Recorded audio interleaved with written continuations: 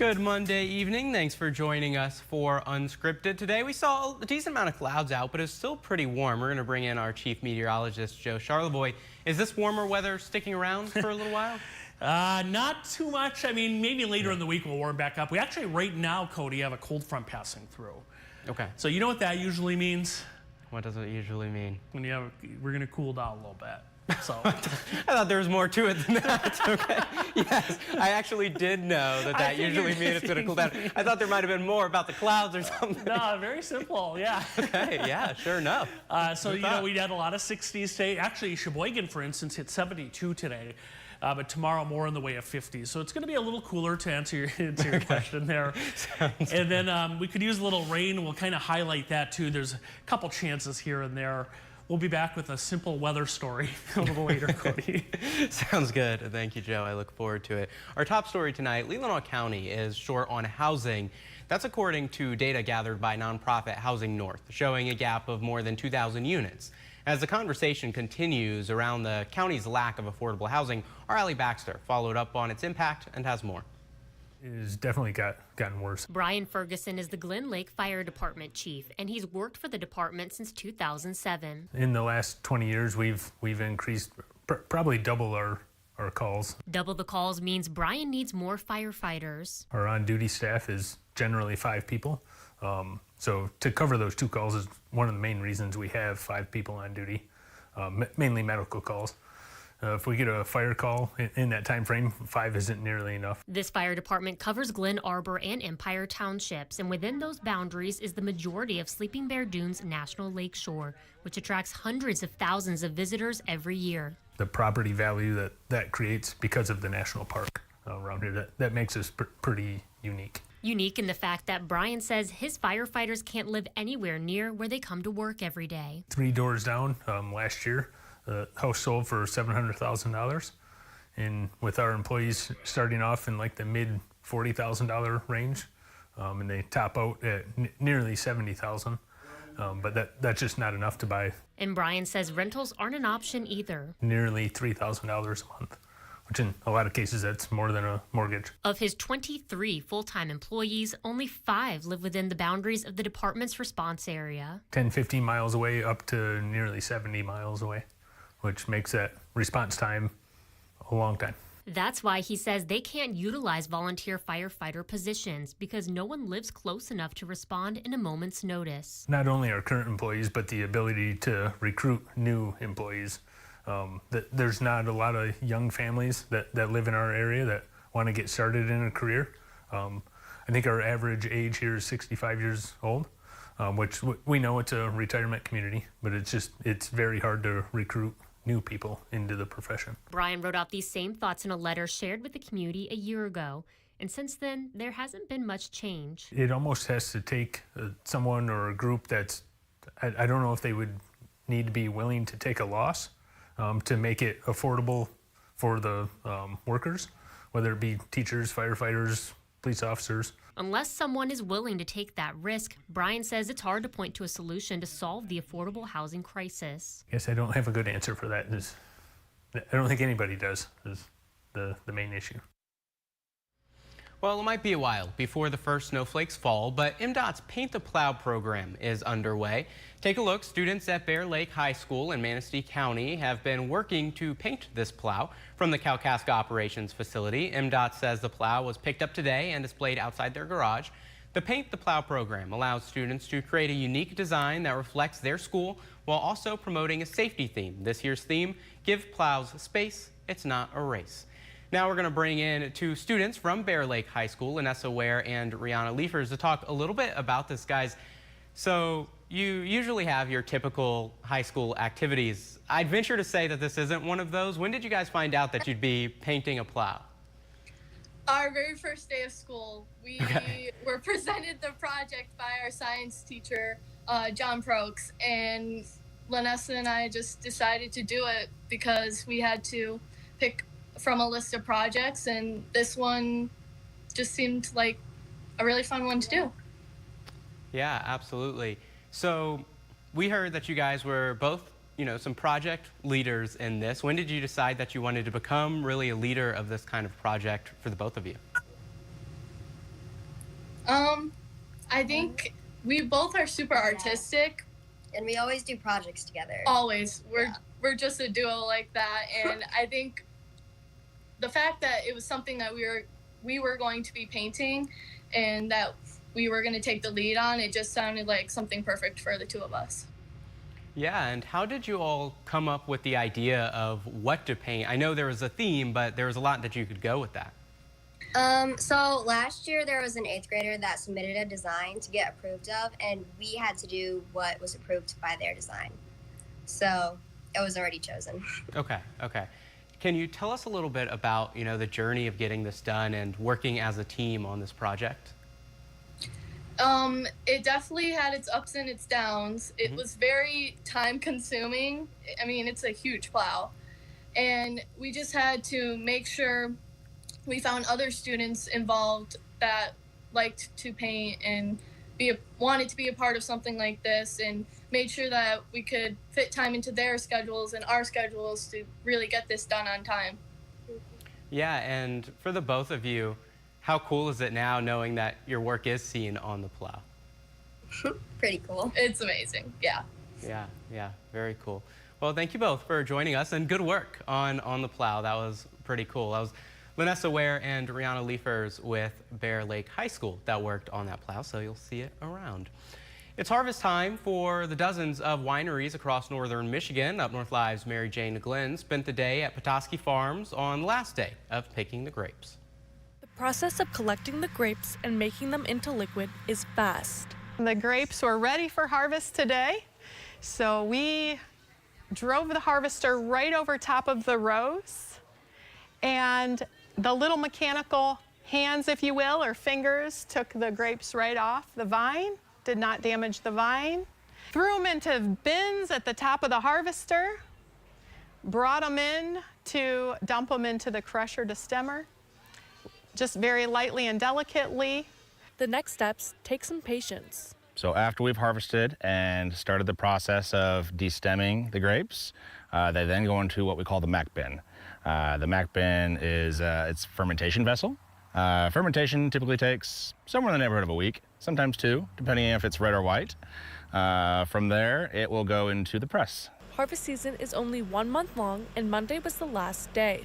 Every single grape is now liquid and will eventually be in a glass or bottle sold to customers. Our harvester out there and all of the equipment that you may see here today gets used once a year. And those pieces of equipment are the cost of small homes or large cars, and it gets used once a year. The wine will be stored in either a stainless steel tank or barrel, depending on what style of wine they make. It can go into a tank where it actually ages on its lees. Lees aging helps to build body in the wine. It helps to bring out some flavors that otherwise wouldn't be noticed. The process isn't a hidden gem. I feel like a lot of people nowadays are seeking new thrills, new areas to explore, and I feel like wineries are one of those areas that people don't traditionally think of. People will go to a distillery or they'll go to a brewery, but just like those two things, wine is even more connected. In Petoskey, Mary Jane Glenn, UpNorthLive News. And our question of the day has to do with this story. That question is, do you make it a point to buy local wines? We're going to take a look at the results a little later in the show, but if you'd like your voice to be heard, you can scan the QR code on your screen right now, or you can vote on our Facebook page or our website, upnorthlive.com. Again, we'll take a look at those a little later. Now, some things we're just prepared to wait for, and that's okay. Other things need to be addressed in a more timely manner. That's often the case when it comes to our mental health, but the reality is, right now, folks are having to wait sometimes for months because Michigan doesn't have enough therapists and social workers to meet the need. An effort in Lansing looks to address that, but it's raising some concerns as well. Our Mark Gillette breaks down the legislation. Next up, we will be taking testimony on House Bill 4591. And this, supporters say, could help address a mental health care shortage in our state. If enacted, this bill would allow licensed professional counselors in member states to practice across state lines, both in person and via telehealth. If this becomes law, Michigan would be the latest state to enter this agreement. As of this month, there are 34 states that have enacted the Counselor Compact. The bill amends the public health code, allowing licensed professional counselors to practice across state lines. Supporters say it aims to enhance public access to counseling services and incorporate greater telehealth technology, which in theory could reduce the wait time many patients here are experiencing. It can be 2 or 3 months, and that's not, for mental health needs especially, that's not acceptable. Kate and those joining her at NAMI Grand Traverse believe in the value of mental health. It impacts, safety, the economy, just the overall health and well-being of an entire community. So when she, like many others in the field, first read this, initially when I looked at it, I thought, that's a good idea. She wasn't alone. Testifying in Lansing on behalf of the Michigan Mental Health Counselors Association, we recognize the potential benefits that have been outlined, including improved mobility and access to care, but we also have some concerns that require further evaluation. Those concerns? First, other states may not have a surplus. As far as we know, that is not the case. And even if they did, in fact, the compact will most likely result in more counselors wanting to provide mental health services in states with the highest insurance reimbursement rates. And Michigan isn't one of them, not even close. Our Medicaid and Medicare reimbursement rates are to therapists, like we are in the bottom. Oh golly, we're like 6 or 7 from the bottom lowest. Some worry this, while opening the front door to let out-of-state therapists in, also opens up the back door to let our limited number out. So if I'm a therapist and I can provide care, in any of the surrounding states or any state, whatever, and I can get reimbursed $130 or $150 an hour, why would I want to provide care, in Michigan and get reimbursed at $64 an hour? Many in theory support what this calls for, but at the same time raise concerns that it may have the opposite effect unless our state's reimbursement rate is more competitive. Legislators need to take a good hard look at reimbursement rates, especially for the other states that are in that compact. And, before they make a decision, I think on this bill. Thanks to our Mark Gillette for that report. The bill has been introduced in the House. A similar bill is making its way through the Senate. We'll continue to track it and update you on any advancements and any possible changes to address the concerns that have been made. Well, to start your work week, it's been warm and pretty cloudy, so we're going to take a look at what the rest of the work week is going to look like with meteorologist Joe Charlevoix when we get back. Stay with us. I'm Jada Johnson from Big Boys TV, and the Fish and Game Report is sponsored by Johnson's Propane.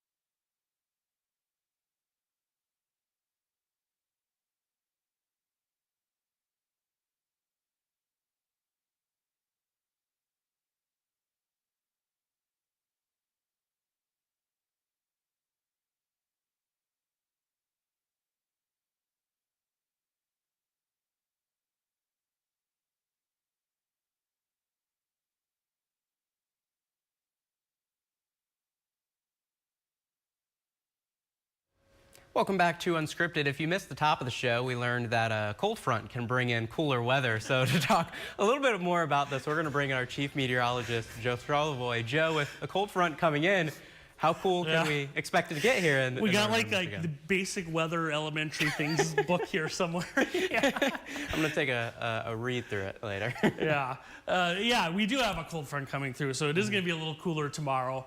But a warm day today. I mean, Sheboygan got to 72, Big Rapids as well, which, Cody, a month ago, that was pretty normal. But, you know, we're in mid-October. I mean, what's today, the 13th? So we're like 2.5 weeks away from Halloween coming up here. You can believe it. What you dressing up as, by the way? Yeah, no, I don't know. Maybe a pirate? Or a news person? Or, well, I could dress up as a news person. Right. That would be clever. What about you? I'll probably be here working, so probably the weatherman. Something Well, like there you that. go. That works. All right, our three big things. Let's take a look. You know, this fall, it's been mild. I know we had a little frost a few nights ago, but temperatures continuing that theme. We're going to stay mainly at or above normal this week. 50s early this week, and then 60s returning late week. If you're wondering, well, what's normal? Low and mid 50s now, this time of the year. Some light rain Tuesday night for some spots in the lower peninsula.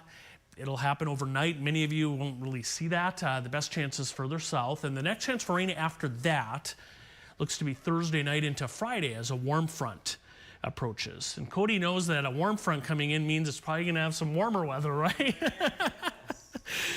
All right, let's take a look. Here are the high temperatures today. 72 at Sheboygan, Pellston, all the way up to 71, right down through the Big Rapids area today. Again, a warm day, and if you're wondering, we just mentioned it was above normal. This is the departure from normal for comparison. And take Traverse City, for instance, it was 13 degrees above average for this time of the year. Pellston, that temperature there of 71 was 15 degrees above normal. But cooler weather is on the way in, and here it is. There is that cold front, that blue line extending from just west of Chicago tonight, right across the straits, up into, all the way up into Hudson Bay, up in Canada. There is a push of cooler weather behind that. In fact, I'm going to show you the North America temperatures to give you an idea, just for fun. Look at Calgary right now, it's 32 up there. So you see all the cool air up in western and central Canada. We're not going to get quite that cold here, but we will have a little bit of cooler weather coming in. Also along that front, here's a look at just a little bit of rain. There's not much. Out over Whitefish Bay, near Sault Ste. Marie, Brimley, a couple showers there along US 2, and we'll follow this south. I mean, there's not much rain. And many of you are not going to get a lot, or if any, tonight, but there will be a couple showers. That's, again, just along that front out there this evening. Here's what we're looking at. Showers end tomorrow. Some clouds north, partly cloudy south. And then watch tomorrow night. See, there's some rain. But look at the clock. It's the middle of the night. It'll pass through the lower peninsula. We wake up Wednesday morning. It should be over with. Sunshine Wednesday afternoon, and we should get some sunshine in here for Thursday as well. And then late in the week, we mentioned a front coming in on Thursday night into Friday. So here's what that looks like. Chance for some showers on Friday, right there. And then Saturday morning, maybe a little bit of rain. This looks probably worse than it will be. But there are chances over the weekend for some showers, and then maybe a little pressure east of us on Sunday. So, you know, the weekend we might dodge a little bit of rain. And we have that in the forecast. But quiet weather for the most part Tuesday, Wednesday, and Thursday. We're back into the 60s Friday, but it looks cloudy with some showers. And then again, yeah, Saturday, Sunday, maybe a few showers then, Cody. But temperatures, again, staying pretty much at or above normal for the next few days here. Okay, sounds good. Thank you, Joe. We're going to take another quick break, but when we get back, we're going to look at some of the best plays across Northern Michigan high school football from Friday and prep plays of the week. Keep it here.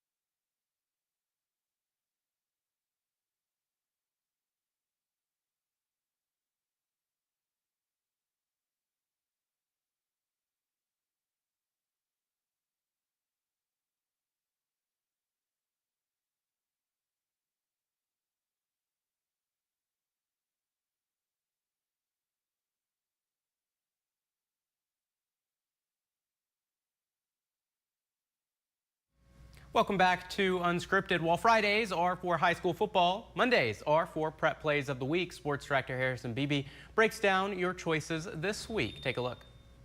Hey, Cody. Yeah, it's Monday, so we have got a great look at this week's prep plays of the week. A lot of good plays to choose from. As you know, you hosted Hometown Highlights with me last Friday night. We had some pivotal wins and some teams stay unbeaten. Let's go ahead and check out the list of our final four for the prep plays of the week.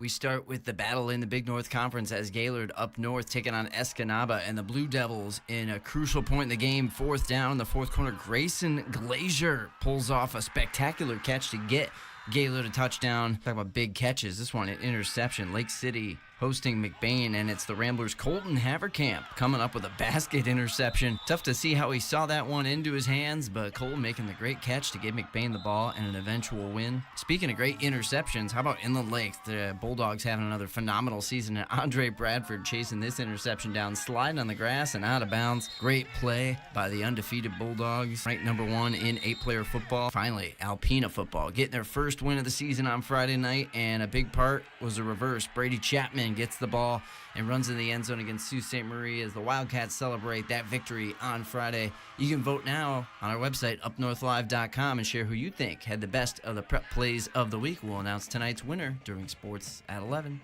Of course, you know it's a busy prep sports season. Football playoffs a few weeks off. Soccer postseasons in districts specifically are underway right now. We're covering a doubleheader tonight in Suttons Bay in Division 4. We know Glen Lake is taking on McBain NMC right now, while the nightcap of that doubleheader is the Suttons Bay home team going up against Leland, with the winners advancing to Wednesday's district championship game. Of course, we know district semifinals and finals going on all week across all 4 divisions involving local schools as they enter the regional rounds next week. And then state championships for soccer is just maybe a few weeks from Saturday.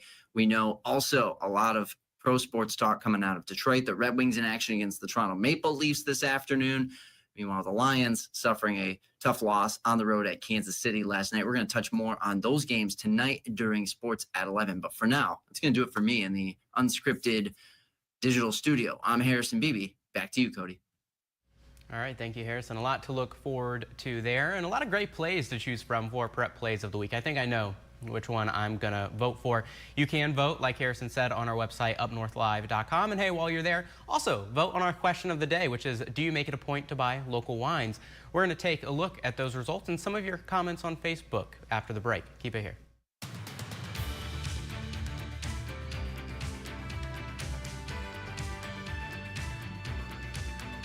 Salon services are furnished by Epiphany Advanced Academy in East Acme.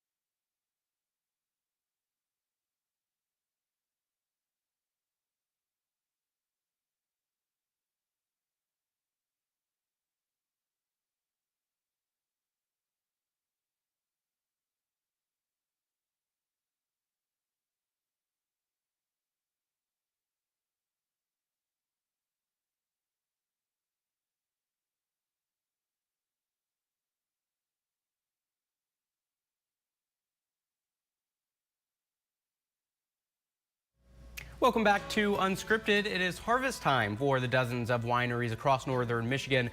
Our Mary Jane Glenn spent the day at Petoskey Farms on the last day of picking the grapes. You can check out that story on our website, UpNorthLive.com. That's where you can also find and vote on our question of the day today, which has to do with this story. It is, do you make it a point to buy local wines? As of right now, the voting sits at 47% saying yes and 53% of folks saying no. Taking a look at some of your comments on our Facebook page, Matt said, absolutely, some really world-class wines being made in our area. And Amy said, yes, Traverse City wines are the best. And it's always nice to be able to support local when you can, especially when there are good options. Thanks for commenting and thanks for voting if you did. And thank you for joining us for Unscripted. Have a great night.